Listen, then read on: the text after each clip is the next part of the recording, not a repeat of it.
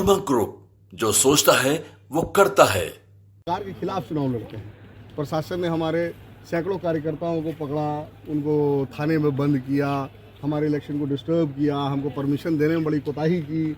हम लोग जिस बात की उम्मीद भी नहीं करते थे वही हुआ। चलो कोई बात नहीं, आज वक्त आपका है, आप कर लीजिए, लेकिन इस बात को ख्याल रखिएगा, इस जोर जुल्म के टक्कर में संघर्ष हमारा नारा है। नमस्कार, आप देख रहे हैं न्यूज फॉर नेशन और मैं स्वाति पांडे आपके साथ। आज बिहार में उपचुनाव के नतीजे आ रहे हैं।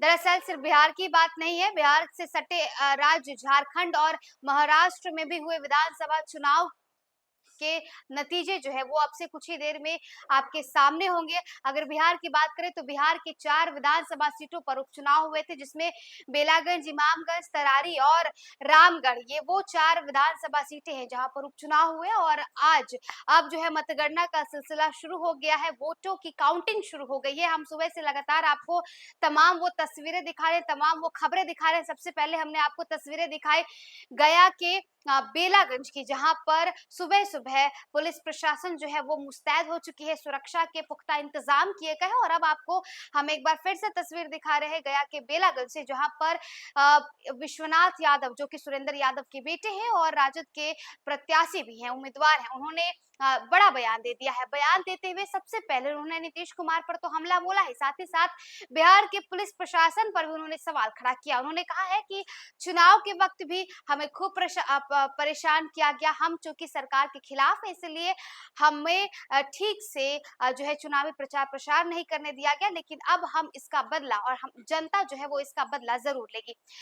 तमाम आपको हम वो तस्वीरें दिखा रहे हैं बिहार के, हमने रामगढ़ की भी दिखाई, तरारी की भी दिखाई, और इन तमाम चारों सीटों की अगर बात करें तो यहाँ पर भले ही चुनाव का जो रिजल्ट है वो बच्चों के लिए आएगा, लेकिन टेंशन गार्जियंस को हो चुका है। वो इसलिए क्योंकि यहाँ पर अपनी साख बचाने की कोशिश की जा रही है। जहां एक तरफ अगर हम बेलागंज की बात करें तो यहाँ पर सुरेंद्र यादव के बेटे विश्वनाथ यादव हैं, वहीं इमामगंज की बात करें तो यहाँ पर दीपा मांझी, जो कि जीतन राम मांझी की बहू है, वो भी चुनावी मैदान में उतरी हुई हैं। वहीं अगर बात करें तरारी और साथ ही साथ रामगढ़ की, तो यहाँ पर भी एक तरफ जगनानंद सिंह के बेटे हैं, दूसरी तरफ जो है बाहुबली नेता सुनील पांडे के बेटे जो है वो चुनावी मैदान में उतरे हुए हैं। तो जहां एक तरफ ये चुनाव जो है वो एनडीए और इंडिया के लिए तो मजबूती से जो है वो दिख ही रही है, लेकिन साथ ही साथ उन तमाम बिहार के बड़े बड़े नेताओं के लिए भी है, क्योंकि उनकी साख बचानी बहुत ज्यादा जरूरी है उनके बच्चों के लिए।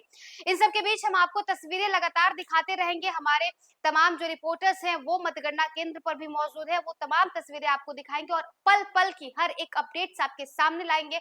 और अभी आपको दिखाते हैं क्या कुछ कह रहे हैं विश्वनाथ यादव। क्या कहना चाहेंगे? आज काउंटिंग है, क्या कहना चाहेंगे? अब मतगणना केंद्र पहुंचे हैं, क्या कहना? चलिए, जितना लोगों ने प्यार दिया है, विश्वास जताया है, बस उसका एक छोटा सा आंकलन है, वही देखने करने आए हैं। क्या लगता है कितने मार्जिन से जीत होगी? ये तो आप बताएंगे, कुछ देर इंतजार कर लीजिए, आप खुद ही अनाउंसमेंट कर रहे होंगे।